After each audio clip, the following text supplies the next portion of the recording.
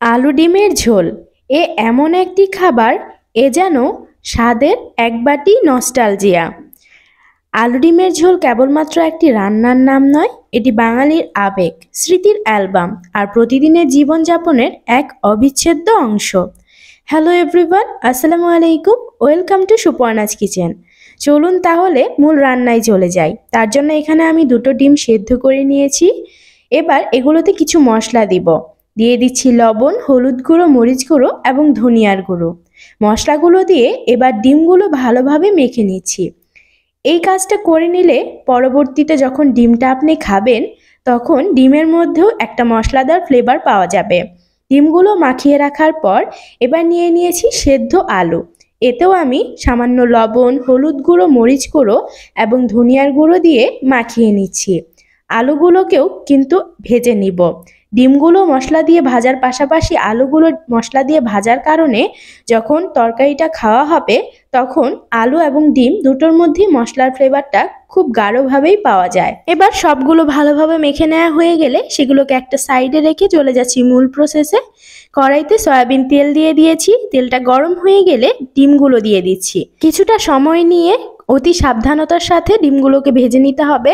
আর অবশ্যই চুলার আঁচটা মাঝারি করেই ভাজবেন, না হলে কিন্তু ডিমগুলো ফাটবে আর সেই ক্ষেত্রে কিন্তু একটা দুর্ঘটনা হয়ে যেতে পারে।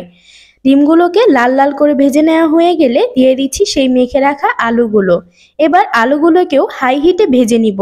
আলুগুলোকে আপনি হাই হিটেই ভাজতে পারবেন, কারণ এটা কিন্তু সেদ্ধ করার কোনো ভেজাল নেই, কারণ আলুগুলো আগে থেকেই সেদ্ধ করা।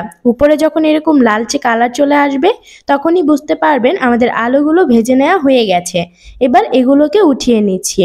আলুগুলো উঠিয়ে নেওয়া হয়ে গেলে সেই তেলের মধ্যেই দিয়ে দিচ্ছি হাফ কাপ পরিমাণ পেঁয়াজ কুচি এবং 7 থেকে 8টা কাঁচামরিচ কুচি। তেলটা একটু কম মনে হচ্ছে তাই আমি অল্প একটু সয়াবিন তেলও দিয়ে দিয়েছি।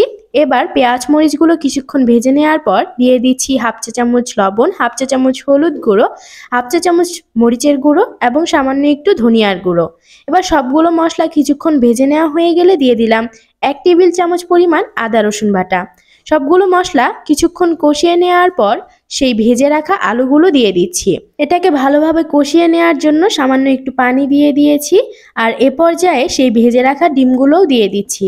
ডিম আর আলুটাকে এবার ভালো মতো কিছুক্ষণ কষিয়ে নিব। এ পর্যায়ে আলু আর ডিমটাকে যত ভালোভাবে কষিয়ে নেওয়া যাবে এই রান্নাটা কিন্তু ততটাই মজাদার হবে। তাই আমি কিছুটা সময় নিয়েই এটাকে কষিয়ে নিচ্ছি। যখন এরকম পানিটা একেবারে শুকিয়ে যাবে এবং উপরে তেলটা ভেসে উঠবে সে পর্যায়ে সামান্য একটু পানি দিয়ে দিচ্ছি।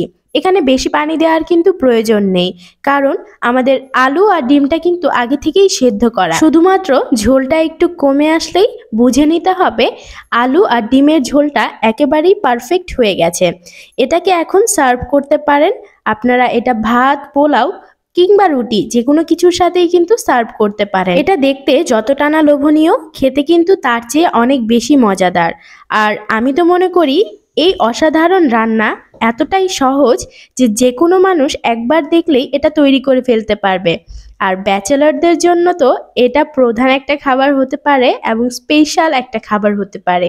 এটা দেখতে সাধারণ হলেও এর টেস্ট কিন্তু একেবারেই অসাধারণ। ভাজা ডিমের সোনালি রং আর নরম আলুর মিষ্টি ভাব, সাথে মশলার মোহনীয় সুবাস, সব মিলিয়ে এটি একটি খাবার নয়, এটি যেন এক বাটি সুখ। রেসিপিটি কিন্তু খুব সহজভাবে দেখানোর ট্রাই করেছি। আশা করছি আপনাদের কাছে আজকের রেসিপিটি ভালো লেগেছে। ভালো লেগে থাকলে আজই বাসায় ট্রাই করুন এবং কেমন লেগেছে সেটার ফিডব্যাক জানাতে কিন্তু ভুলবেন না। এরকম মজার মজার রেসিপি পাওয়ার জন্য চ্যানেলটি সাবস্ক্রাইব করে পাশে থাকা বেল আইকনটি ক্লিক করে দিবেন। আল্লাহ হাফেজ।